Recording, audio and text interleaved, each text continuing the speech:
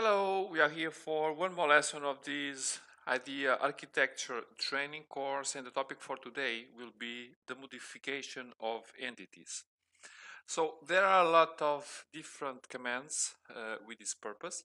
Most of them are concentrated inside this modify menu, but we'll try to see all the topics and some of these commands, options of the lesson today comes out of this menu. Anyway, let's start to see what are the different possibilities. So IDEA provides many editing tools for modifying a drawing. So among those options, the move, the rotation, the stretch, the delete, a lot of things. I've done a couple of entities because even before to see the commands, there is one important topic, which is the selection of entities. There are a lot of different possibilities, and most of these commands inside modify menu, they start with a selection. Okay, so for example, if you go inside erase, then as you can see here, we have select entity. So we can do a lot of things, and you will explore for sure all the options you have also under the selection. But one very important notion it is when we select something. So I've selected one point, and now I must open a window. So if you see, if I point my window to this side, I get this continuous blue window, which is called window. And this one selects entities that are completely inside the window. So if I do this, you see only this line, it was inside. If I do the same thing, but to the opposite direction, then I have this green dotted window called crossing. And this window selects everything where it touches. It doesn't matter if it is completely inside or not. So this is a very big difference, and open us different selection possibilities. There are a couple of different selection windows beside this rectangular shape. You can explore those, but I would say that usually these ones solve the majority of the situations. On the selection, we can do something like, for example, to write all, where all the selections, all the entities are selected. We can create sets of things, or we can say previous, and the previous chooses the previous selection. So there are a lot of different possibilities. You can explore for sure what is available. Besides, there is one other feature called the grips, and the grips, it's something that allows us to select things without having any command on. So you see, I don't have any command on, and if I click in this entity, I get these blue dots, and the blue dots have characteristics, so I can do a lot of things with those. But basically, they allow me to modify entities in certain limitations depending on the type of entity. This characteristic, the grips, it is something that you can find under Tools menu. Then you have these drawing aids, and the drawing aids, you get a lot of things around. Some of these things we are going to see along this course, but the grips, the grips specifically, we can go to display, and then we have these grips and enable grips. We can set this definition of the grips, the color saying it is on or off, the grip size, but the behavior of the grips is like I've shown you. So we can do this modification in case of a line. If we select a circle, so we can also choose another point, or simply increase or decrease the radius. So it depends on the type of entity that we have and that influences the behavior of the grips. Now, a different thing that we have also is the notion of properties. So inside modify menu, we have something called properties, and properties, we can select one or more entities. So if I select this entity here and confirm, I get this window that I will open a little, where I have all the properties, geometric properties, and what they call general properties. So I can change these geometry properties, or simply saying this color, for example. So we can have access to this kind of things, and the properties vary depending on the entity we have, because the geometric properties that we have on a line are different from a circle. So it is also an interesting and very important feature, because we can change, besides these basic colors, we have layers, we have a lot of things that we can access through these properties. Then on the modification, on the command to modify entities, we have, and we will see a little, not taking too much time in each of the commands, because there are a lot of them. So the first one, something called the erase, and as you can see, the command starts with a selection. So if I say choose one or more entities, and now we can choose on the different methods we know already, picking or opening a window. So if I choose one entity, picking, confirming, and the entity it's deleted. Okay, I will go back. Other entities inside the modification. So modify, we have something called the copy. The copy is also interesting because we can copy one entity. So select entities again. So selecting this entity, confirm, and now select one point as base point for the copy and another point for target point. And I can continue, but I don't want any other copy. So copy, it duplicates my entity. I have also something called the offset, which not correctly we can call a parallel copy. So an offset has several options. We can say distance. You see the option here, distance, so D. And saying that my distance is, for example, 5. And now my entity for this side will be created a parallel 5 units of that one. We can have the same for the circle, and saying inside or outside, and the same it will done. We have a different possibility here, which instead of saying distance, we can say through point. So I will choose T, and now saying that this entity will pass through this point, and we get this kind of result. So this is a very useful command also, and on the work process we use this offset a lot. Now we have other things like, for example, the mirror command.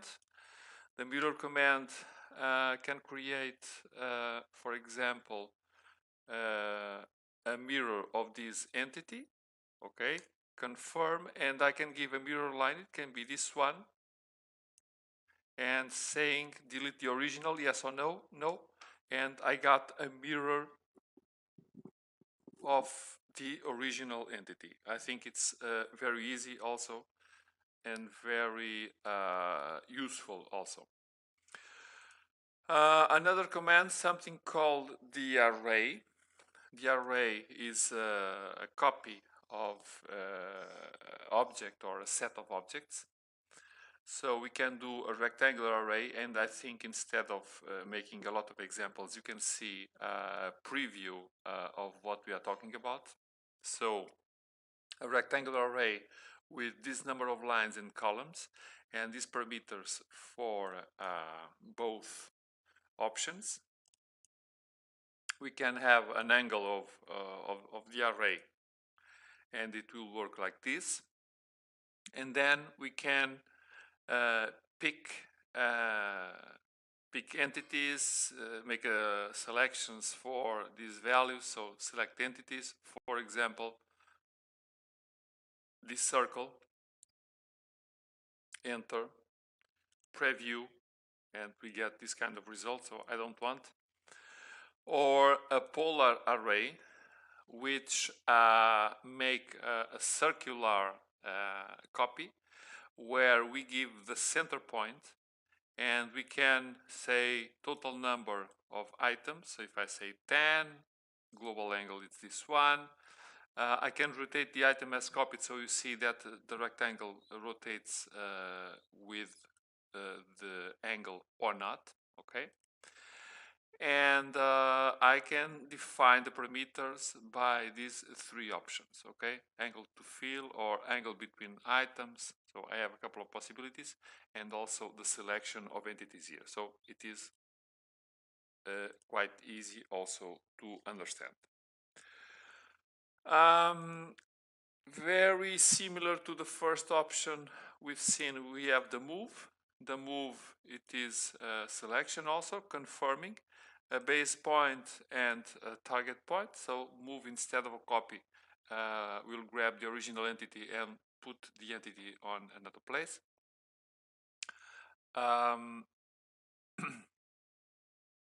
The other command, the rotate, select one entity,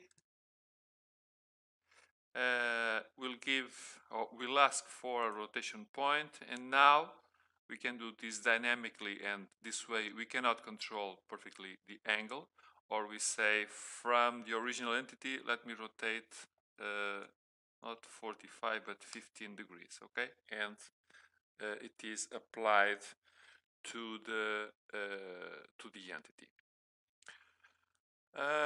Let me also create a couple of entities here. Now we have another option called the stretch.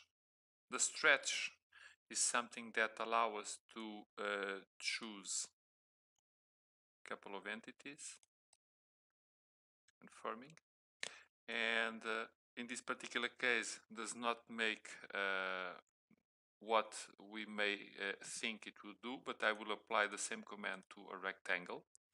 And now the stretch, where it is here, okay, I will open to these two points, and now, or like this, sorry, do it again,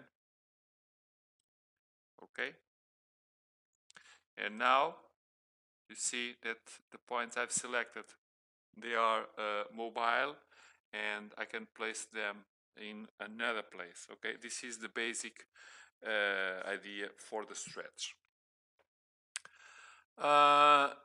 One more command called the scale. The scale applies a scale factor, so I can say, okay, set of entities.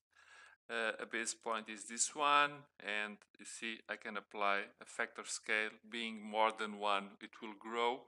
From 1 to 0 will make a smaller entity. Another command called extend, very useful also. I can give a boundary entity. I can say this is the boundary, confirm, and I can choose this entity to extend until the boundary, so like this, and it will apply something like this. So very easy. Another very useful command, it is very well known by everybody that walks around in these CADs. The command called the trim. The trim allows us to cut entities, and it works like this. First we supply to the system the cutting entity, so the entity that will be the knife, so this one, confirm.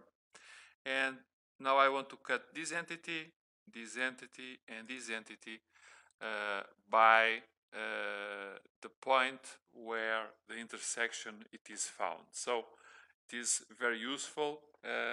It's one of the most used commands. We have another command called the length 10. The length 10 basically makes a kind of a stretch to an entity, but has different possibilities. It can do this on the dynamic way. So if I choose dy, I can say this entity, and you see that it grows with my mouse. If I say increment, I can say that I can increase 20%, and saying okay, like this. I'll go back. I can say the increment, it's absolute value, so not a percentage. It's absolute value in terms of units. This one, the percent P, it is the 20%. Sorry for my mistake. So in this particular case, if I say more than 100, it will increase it, like it's like the scale factor, or 20, it will be considering the original value. And the last option, it is the total T, and it will give a total length. I'm not sure what is the size now, but I will say 25, and okay, and now it has 25, so it was bigger than 25. We have also another command called the break. And the break, we can pick one entity and just say we can say, for example, nearest. I can say this point here. So what happened, it is the first point I've used to choose my entity, and the second point it was used by the system to create this kind of gap. But for example, let me try to use it in a different way. I can do something like this break. I can say this point here, it doesn't matter, this point, and the second point, if I say the at, and second breakpoint, I would like to choose the at. Okay, done, but did not choose. Okay, sorry, it's a problem of my keyboard. But the idea was, if I say at, then it will break the entity by the first point, and it is a split of the entity without any gap. Let's try again, because probably I was doing something wrong. So I would say now midpoint of this entity, and second breakpoint, I would say also, I can say the same point, midpoint. So if you see now, you see that I have two entities. Physically it seems like it's only one, but we have two entities in here. Then we have another command called the join. The join basically will create a polyline. So I have one initial entity. I can do something like this, and you see now I have one entity. So this is basically the definition of a polyline, because it's a complex entity. Visually it looks that we have two entities, but we have one single mathematical entity. It has some advantages, and we'll see along this course those advantages. We have also other kinds of features. One, it is inside the tools. It is something called the group. So we can create groups of entities which are interesting for selection, especially when we have very crowded drawings. So we can create a new group. Basically, we can say group A, and we can select entities and say I want this entity, this entity, this entity. Okay, doing this, and do the OK. So you see now that the entities react as one single entity. So I can select my group and I can do a lot of things. Okay, I can see them, highlighting them. I can reorder the entities. I can ungroup the entities, take one out and put one in. So I have a lot of possibilities, but this group is very nice, as I told. It is especially good to create association of similar entities, especially in complex drawings or when we have a lot of entities and the drawing is very dense. Okay. We have a couple of options also still under modify. Some of them are, these two are very well known, often very similar. First one is the fillet. The fillet creates a radius in one sharp corner. So we can say radius, define the radius first. So radius, it is 0. I would say 5. And now probably the group, it is not so good to help us now. And as you can see, I create this round shape, okay, with a fillet.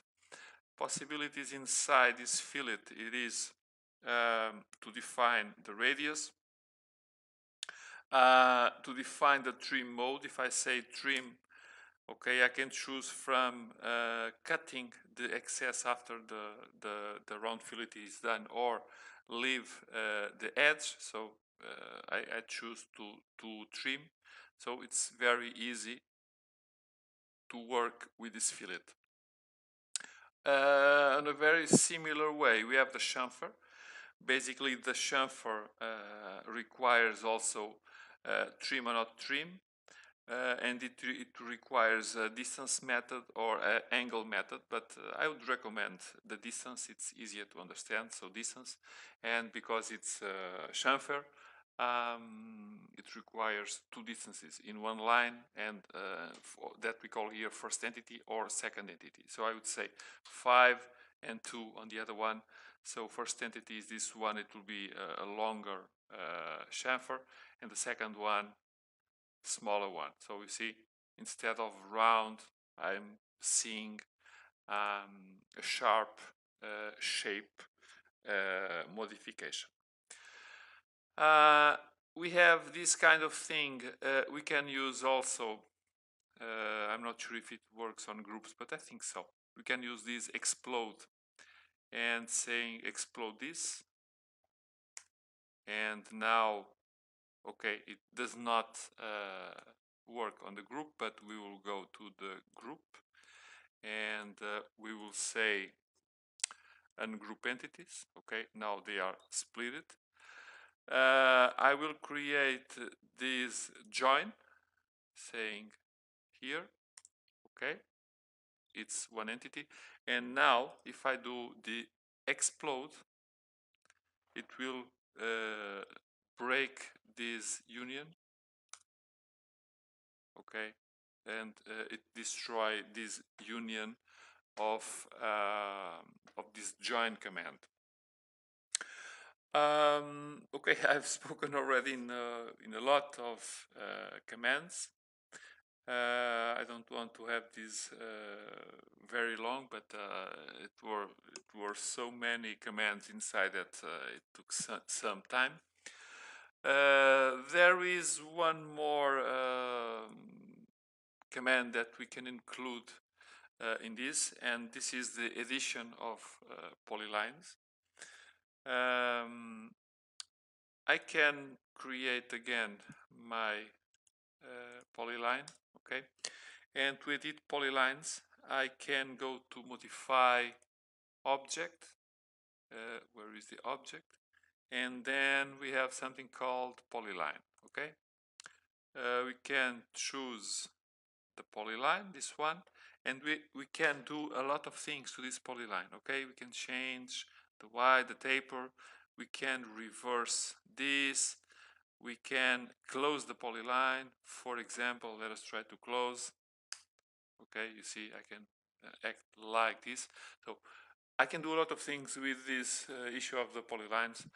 I would recommend a lot that you can check our theoretical course, because all of these explanations about the polylines are inside also the course, and it would avoid me to make this lesson more longer, sorry, longer at this point, because we've spoken already in a lot of things. So now if you need any help with any of these commands, so contact us and we'll give